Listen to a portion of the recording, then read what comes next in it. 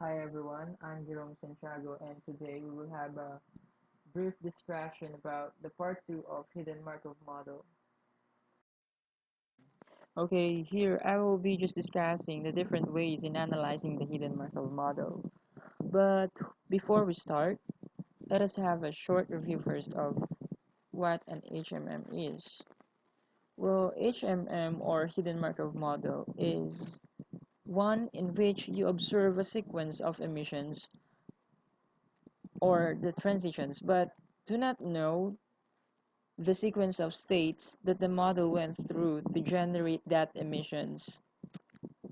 And analysis of hidden Markov models seek to recover the sequence of states from the observed data. It is important to analyze our hidden Markov model to know the most likely state path and to estimate the transition and the emission probabilities of that model. Now we'll go to our first way. The first is generating a test sequence. Well, a test sequence is a Markov chain model which has an output sequence and the output states. Through this, we may be able to see the whole transition and the emission of each states in our Markov chain, from this state going to this state and this state going to that state. The next one is estimating the state sequences.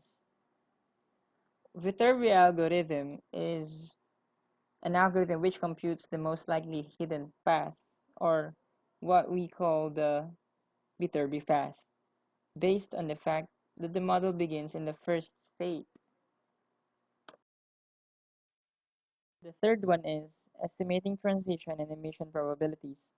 Transition probabilities is a matrix that describes the transition of a Markov chain, and there is a total of n minus 1 states to compute for this probability.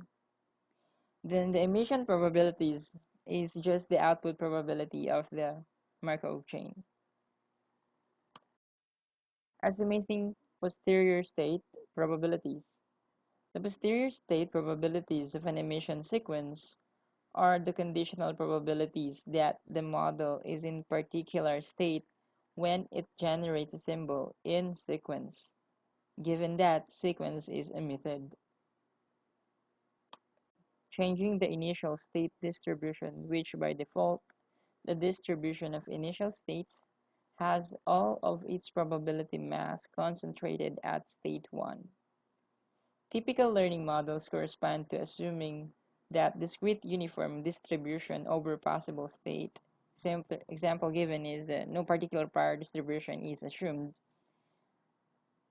In Bayesian setting, all parameters are associated with random variables as follows.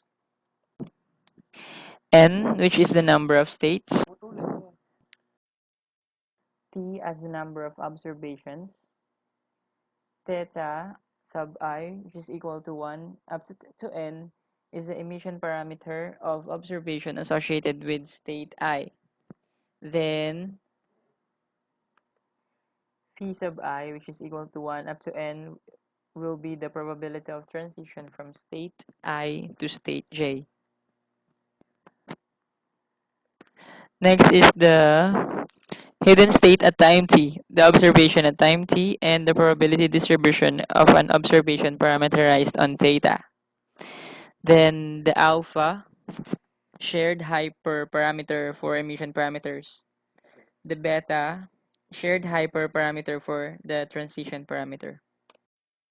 The h of theta over alpha, or the prior probability distribution of emission parameters over the parameterized on alpha. Then the following symbols as theta sub I is equals to 1 up to n is similar to h of alpha. Then phi sub I is equals to 1 until n is similar to the symmetric Dirichlet n of beta. And the x sub t is equals to 2, which is up to t is similar to categorical of phi sub x sub t minus 1. And capital Y sub t is equals to 1, which is until t is also similar to f of theta of xt.